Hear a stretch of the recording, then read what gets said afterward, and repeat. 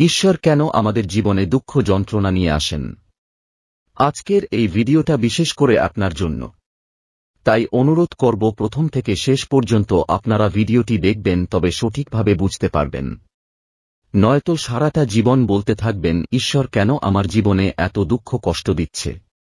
মানুষ ভাবে যদি সত্যিই কোনো ঈশ্বর থেকে থাকেন, তাহলে তিনি পৃথিবীতে এত দুঃখ যন্ত্রণা নিয়ে এসেছেন কেন? বহু খ্রিস্টান বিশ্বাসীর মনে সেই একই প্রশ্ন বারবার উঁকি দিয়ে যায়।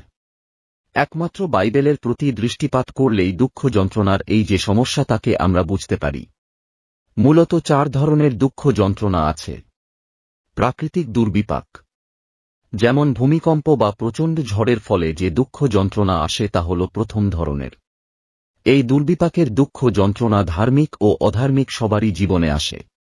তাই মথি 5:45 পথ বলে, যেন তোমরা আপনাদের স্বর্গস্থ পিতার সন্তান হও, কারণ তিনি ভালো মন্দ লোকদের উপরে আপনার সূর্য উদিত করেন এবং ধার্মিক অধার্মিকগণের উপরে জল বর্ষান। দ্বিতীয় ধরনের দুঃখ যন্ত্রণাকে বলা যায় মানুষের প্রতি মানুষের অমানবিক আচরণ। এই ধরনের দুঃখ যন্ত্রণার মধ্যে যুদ্ধকে গণ্য করা যায়, কারণ মানুষের লোভ এবং গর্ব সহমানবকে আঘাত করতে চেষ্টা করে। তাই যাকোব 4:1-2 পথ বলে, তোমাদের মধ্যে কোথা হইতে যুদ্ধ ও কোথা হইতে বিবাদ উৎপন্ন হয়। তোমাদের অঙ্গ প্রত্যঙ্গে যে সকল সুখাভিলাষ যুদ্ধ করে, সে সকল হইতে কি নয়? তোমরা অভিলাষ করিতেছ, কিন্তু প্রাপ্ত হও না। তোমরা নরহত্যা ও ঈর্ষা করিতেছ, কিন্তু পাইতে পারো না। তোমরা বিবাদ ও যুদ্ধ করিয়া থাকো, কিছু প্রাপ্ত হও না, কারণ তোমরা যাক্কা করো না। বাক্য কি বলছে আমাদেরকে?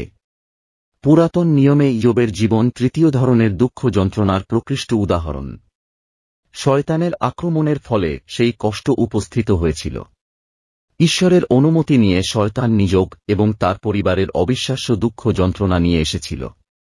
চতুর্থ ধরনের দুঃখ যন্ত্রণা আসে আমাদের নিজেরই ভুল পদক্ষেপের জন্য। উদাহরণস্বরূপ বলা যায়, আমি যদি আমার অফিসের ছাদে ঘুরে বেড়াই এবং উপর থেকে নিচে পড়ে গিয়ে পা ভাঙ্গি, তাহলে আমার জীবনে দুঃখ কষ্ট আসেই। কিন্তু তার কারণ আমি নিজেই, কারণ আমি ঈশ্বরের মধ্যাকর্ষণ শক্তিকে ভঙ্গ করেছি। আমরা যখন ঈশ্বরের নৈতিক নিয়মকে ভঙ্গ করি, তখনও আমরা দুঃখ যন্ত্রণা ভোগ করি। মন্দ জিনিসকে মনোনীত করার জন্য আমাদের জীবনে বহু দুঃখ যন্ত্রণা আসে। সব নয়, কতগুলি দুঃখ যন্ত্রণা আমাদের পাপের শাস্তিস্বরূপ ঈশ্বরের অনুমতিক্রমে আসে। আমাদের জীবন আচরণের পরিণতিস্বরূপ ঈশ্বর প্রায়ই আমাদের জীবন যাপন করতে বাধ্য করেন। তাই গালাতীয় 6:7-8 পথ বলে, তোমরা ভ্রান্ত হইও না, ঈশ্বরকে পরিহাস করা যায় না, কেননা মনুষ্য যাহা কিছু বুনে তাহাই কাটিবে। ফলত আপন মাংসের উদ্দেশ্যে যে বুনে, সে মাংস হইতে ক্ষয়রূপ শস্য পাইবে, কিন্তু আত্মার উদ্দেশ্যে যে বুনে, সে আত্মা হইতে অনন্ত জীবনরূপ শস্য পাইবে। মানুষ যখন ঈশ্বরের নিয়ম ভঙ্গ করে, তখন অন্যদের জীবনেও দুঃখ কষ্ট নেমে আসে। যিহোশু পুস্তকের 7 অধ্যায়ে উল্লেখিত আখনের কাহিনীর প্রতি দৃষ্টি করুন। জেরিকো ও যুদ্ধের কিছু লুণ্ঠিত দ্রব্য সে গোপনে লুকিয়ে রেখেছিল, আর নগরীর বিরুদ্ধে যুদ্ধে তার ফলে 36 জন লোক নিহত হয়েছিল। এটা প্রমাণিত সত্য, ব্যক্তি বিশেষের অবাধ্যতা অন্যদেরও দুঃখ কষ্টের কারণ হয়। দুঃখ কষ্টকে আমরা কিভাবে গ্রহণ করি, আমরা তা নিজেদের উপর নিয়েছি কি নিইনি। খ্রিস্টান হিসাবে আমাদের জীবনকে গঠন অথবা চূর্ণ বিচূর্ণ করবে।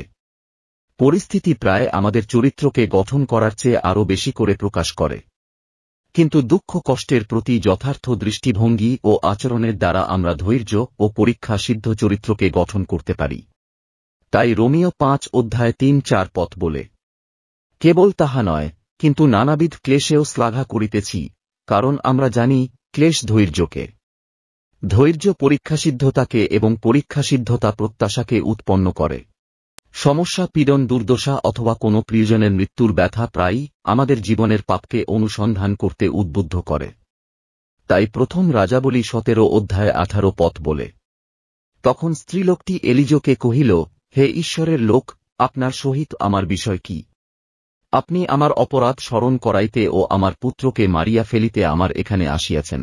দুঃখ ভারাক্রান্ত হৃদয়ে সত্যের পতাকা প্রথিত করে। কিন্তু আমাদের সতর্ক থাকতে হবে, মাত্রাতিরিক্ত এবং মিথ্যা অপরাধবোধ বা বেদনার দ্বারা আমাদের হৃদয়কে উথাল পাথাল করা সুযোগ যেন শয়তানকে না দিই। আমরা যদি 2 করিন্থীয় 2:7 দেখি সেখানে কি বলছে?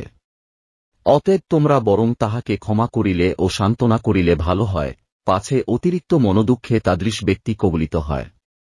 ইয়োবের স্ত্রী তাকে বলেছিল ঈশ্বরকে অভিশাপ দিতে এবং মৃত্যুবরণ করতে।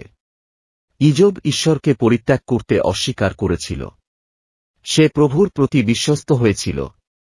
লক্ষ্য করবেন, ঈশ্বর তার পূর্বে সমস্ত জিনিস যা কিছু ছিল, এমনকি তার থেকেও বেশি ফিরিয়ে দিয়েছিলেন। আপনারা রেফারেন্স দেখতে পারেন। ইয়োব 42:10। পরিস্থিতির প্রতি দৃষ্টিপাত না করে আমাদের উচিত জীবনের উৎসব যীশুখ্রিস্টের প্রতি দৃষ্টি নিবদ্ধ করা। যে কোনো পরিস্থিতিতেই তিনি আমাদের বহন করবেন, এবং এর ফল ত্রুটি স্বরূপ আমরা আরও ক্ষমতা সম্পন্ন খ্রিস্টের অনুসারী হয়ে উঠব। আমাদের দুঃখ যন্ত্রণার জন্য তাকে আরও ভালোভাবে সেবা করতে সমর্থ হব। নিরাশ্রময় যন্ত্রণাবিদ্ধ দিনে আমরা গীতকার দাউদের মতো গাইতে পারি, প্রভু আমার পক্ষে, আমি ভয় করি না, মানুষ আমার কি করবে। প্রভু স্বয়ং অপরিসীম যন্ত্রণা ভোগী রূপে আমাদের সান্ত্বনা দাতা এবং বিপদ সংকুল দিনের প্রত্যাশা। ঈশ্বর আপনাদের সকলকে আশীর্বাদ করুন, আমেন।